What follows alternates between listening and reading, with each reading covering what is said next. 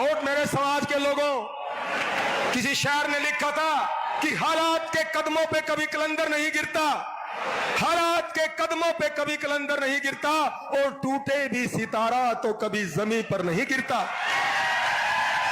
हालात के कदमों पे कभी कलंदर नहीं गिरता, टूटे भी सितारा तो कभी जमीन पर नहीं गिरता। और गिरते हैं बड़े शौक से समंदर में दरिया, लेकिन समंदर कभी जाकर के दरिया में नहीं गिरता। आप समंदर हैं, आज आपने दिखा दिया कि आप समंदर हैं। आप विशाल समंदर, अपनी ताकत को पहचानिए, अपनी हिम्मत को पहचानिए, अपने जोश को पहचानिए, अपने जुनून को पहचानिए। और इसी प्रकार यदि आप एक रहे, ये डीएससी समाज आप एक रहा है, तो 2 दिन दूर नहीं कि ये आपका हक आपकी झोली में होगा। और हमें वो मंजर याद है 2008 का, जब देवीदास और हम भूख हड़ताल पे बैठे थे रोहतक में। उस अंदर हुड्डा ने, उस निर्दयी आदमी ने हजारों निहत्थे लोगों पर लाठियां चलवा करके हमारे लोगों को अपाहिज किया था, हमारी माताओं को, हमारी बहनों को लाठियां मार करके अपाहिज किया था। और उनके ही कुकर्मों से वो 10 साल सत्ता से बाहर रहे। और हमने भूपेंद्र हुड्डा को कहा था कि भूपेंद्र हुड्डा, आपने वो निर्दयी काम किया है, आपने वो घटिया और घिनौना काम किया कि हम तुम्हें श्राप देते हैं कि जन्म जन्म तक तू कोई मुख्यमंत्री नहीं बन पाएगा इस हरियाणा का।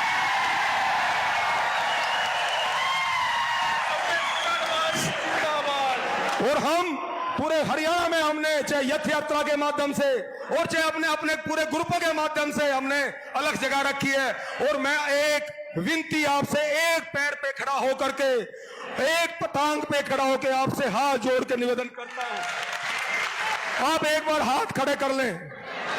समाज के लोगों, आपके लिए हमने त्याग बलिदान किया, 18 साल खपा दिए, 6.5 साल जेलों में बिता दी, हरियाणा की 6 जेलें काटी हैं। धरना, जुलूस, प्रदर्शन, आमरण, जेल यात्राएं, पद यात्राएं, एक बार दूर हाथ खड़े कर लो सभी मंच के लोग भी। और ये दर्द बोल रहा है सीने में, कोई राजनीति नहीं है, ये दर्द बोल रहा है। जहां तक भी आपकी आवाज जाए, अपने रिश्तेदारों में, भाईचारे में हाथ जोड़ के बोलना कि कांग्रेस को वोट नहीं देंगे।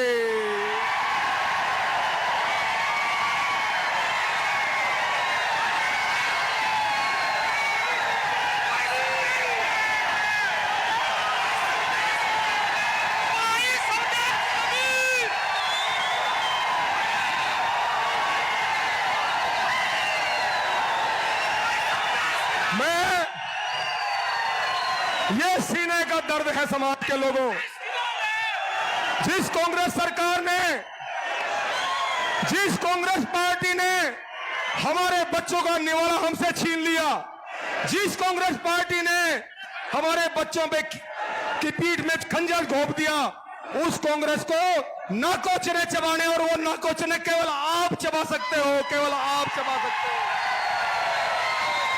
और आज मैं सीआईडी के माध्यम से, ये सीआईडी के लोग खड़े, मेरे भाई पीछे पीछे भी खड़े, उनके माध्यम से आज मैं ये मंच से ऐलान करता हूं कि हम एक एक वोट, और सुन लो नायब सिंह सैनी, आपने वादा किया है समाज से, और मैं वैसे नहीं बोल रहा हूं, मैं इसलिए बोल रहा हूं, सुप्रीम कोर्ट का निर्णय आने से पहले ही भारतीय जनता पार्टी ने और मनोहर लाल खट्टर ने जींद की इसी ऐतिहासिक भूमि में संत कबीर जयंती पर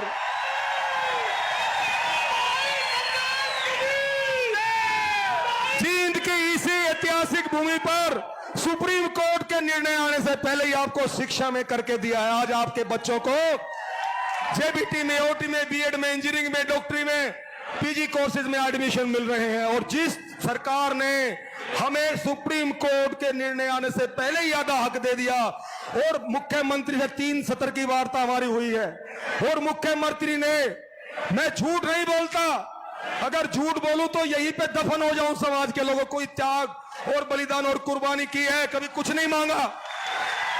मुख्यमंत्री ने रोहतक के अंदर 1 घंटा हमारी बात हुई नायब सिंह सैनी से, और मुख्यमंत्री ने एक टांग पे खड़ा होकर के कहा था, मुख्यमंत्री ने कहा था नायब सिंह सैनी ने हमारे सामने 100 लोगों के बीच में, कि आप स्वदेश जी कबीर साहब, मैं कबीर साहब की कसम खाए कहता हूं, सरकार बनते ही पहली कलम से आपका डीएससी बहाल करूंगा। मैं इसलिए आपसे हाथ उठा करके आपसे प्रण करवाया कि आप एक एक वोट अब की बार बीजेपी को देंगे।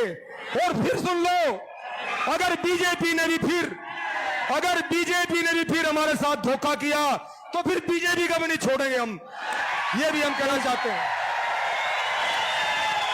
तो आज आपने मुझे सुना, मुझे समझा। हे माताओं, हे बहनों, जहां तक आपकी आवाज जाए समाज में अपने रिश्तेदारों को फोन कर दो कि अब की बार वोट बीजेपी को देंगे आप। स्वदेश जी बहुत बहुत धन्यवाद।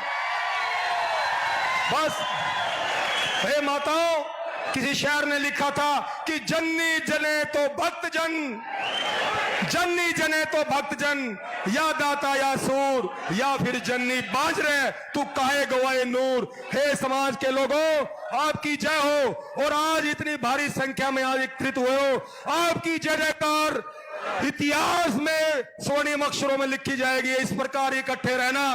और समाज का कोई भी नेता जब समाज को बुलाता है तो इसी प्रकार आपने इकट्ठे होकर के अपनी एकता का परिचय देना है।